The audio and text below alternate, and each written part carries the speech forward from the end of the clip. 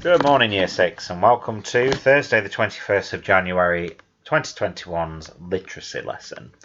So, first things first, as we've been getting on board with this week, open your book, top of a new page, write Thursday the 21st of January 2021.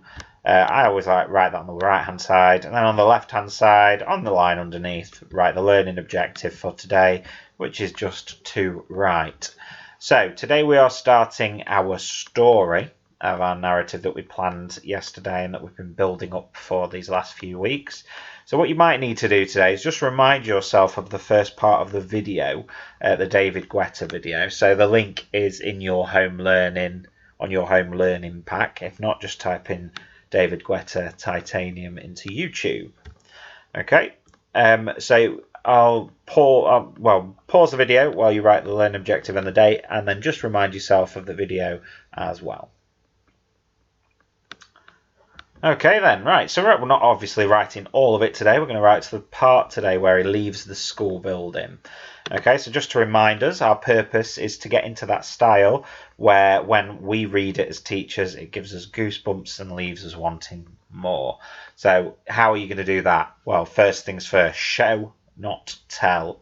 Okay, short, snappy sentences are going to be vital today, alongside show, not tell, and dropping in those clues. So not telling us everything, not telling the reader everything all at once. Dropping a clue as you go through your work, and then at the end, the big reveal that the boy is in some way supernatural. So we are writing our story today in response to the video. So this in your packs is something called a must, should, could. Now I don't think you've seen them with me before. So these are the features of writing that I want you to include today in your work and over the next few days in your work as well. So really we must at this point be punctuating all our sentences with capital letters, full stops, question or exclamation marks at the least.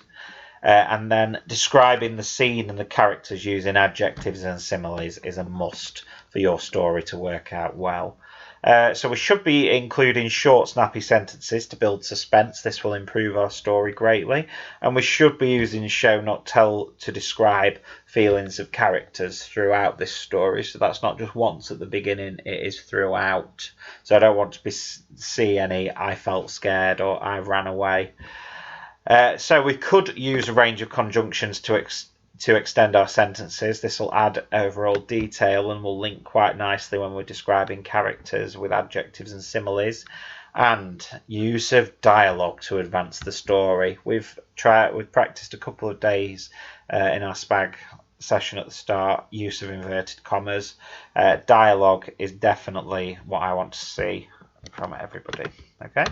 So you've also got in your pack this. It's a little list, a little bullet point list of what we're writing about today. So what I'd like you to do is have a look at your plan first and then have a look at this list and just revisit the description that you used for each picture, because we'll need to expand on that. The feelings, any clues, and I can't remember what the other thing was. Oh yes, any dialogue opportunities. Okay? Alright, pause the video, read your plan.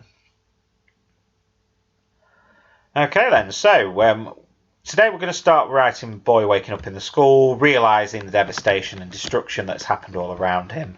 The boy standing up and walking down the corridor, seeing his teacher and panicking at her reaction, and then the boy leaving the building. So just as a reminder, here's my plan, those pictures, 1, 2, 3 that we did yesterday. So we're going to start off with this one, and I'm going to start off with one of our I-spaced openers, if you don't remember those. So I'm going to start off with an ED opener. So confused, dazed, and stunned.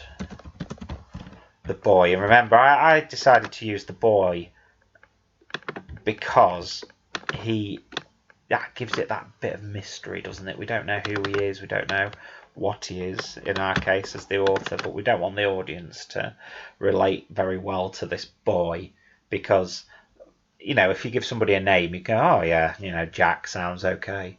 The boy makes it sound mysterious, like he's already done something a bit unusual.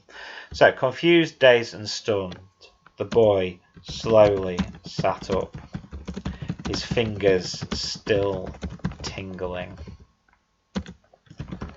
with wild energy. There we go, there's that description in there.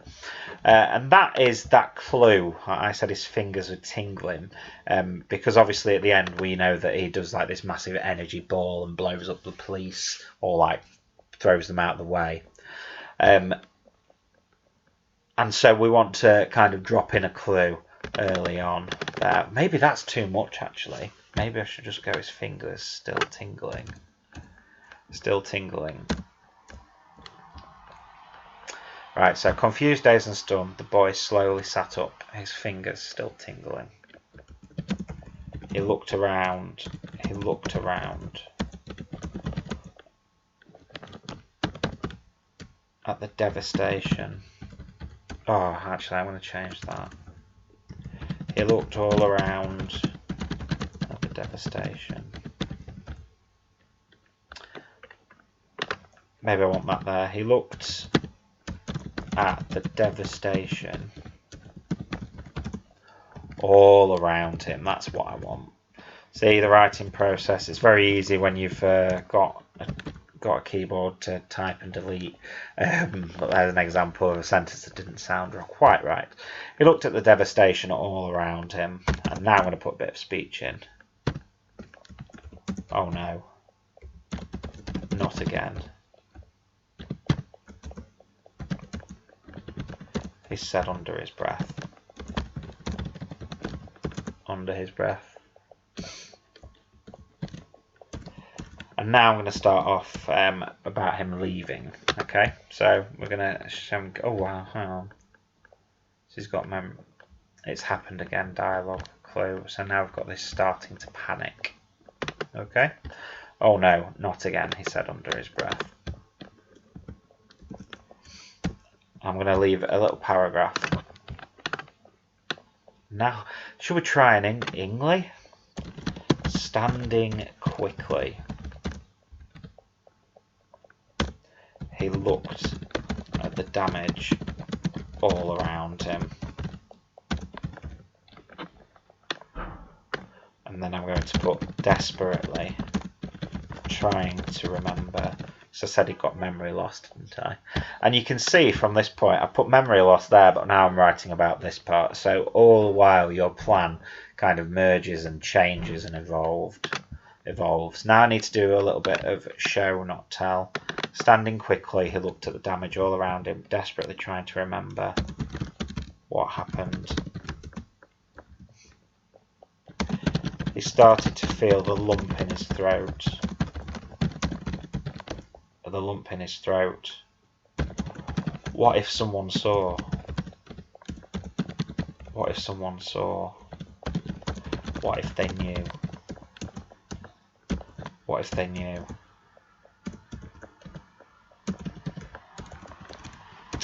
So here, lump in his throat. What if someone saw? What if they knew? What if they knew? Quickly, he started walking away. He had to leave.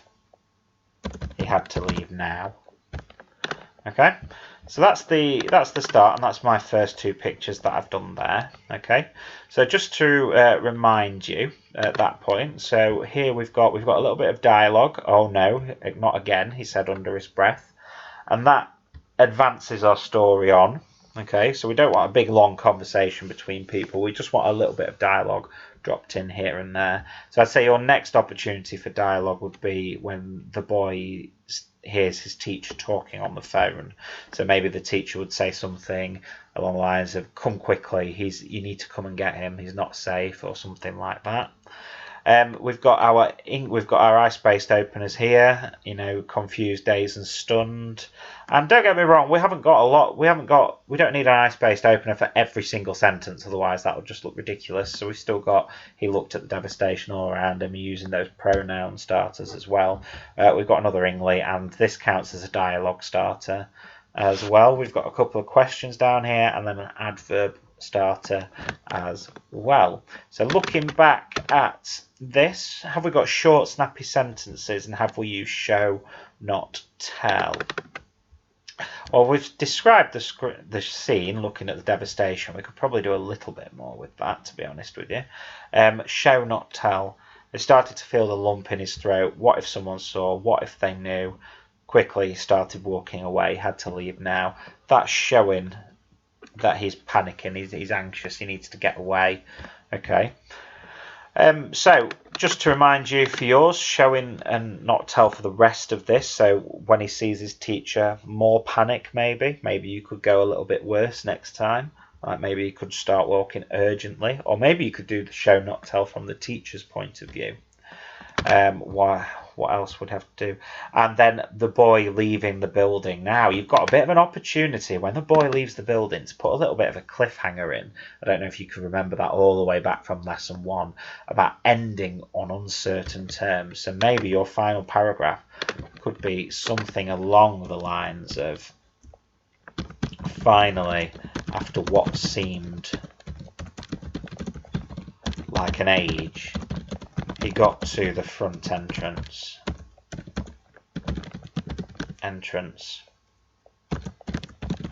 What he saw stopped him dead in his tracks. What he saw stopped him dead in his tracks. A feeling, oh dear me, of terror rose within him. They knew. And that elicits back to that picture. I'm just going to go all the way back to that picture here where the police car pulls up. Obviously, we know what happens, but we want to leave the reader guessing. So that would be the end of my paragraph, and you can end that bit there, because then your next chapter would be, he walks, gets his bike and goes home. But what we want to make the reader think is that these policemen are here and they know, and they're going to arrest him there and then. Fortunately for him, the police don't recognise him. Okay, right, so what I'd like you to do now is I'd like you to write your story for me, just up to the point where the boy leaves the building. Don't forget to keep referring to your must, should and your could. Okay, and I'm extremely looking forward to reading these stories when they're done. All right, thank you and see you tomorrow.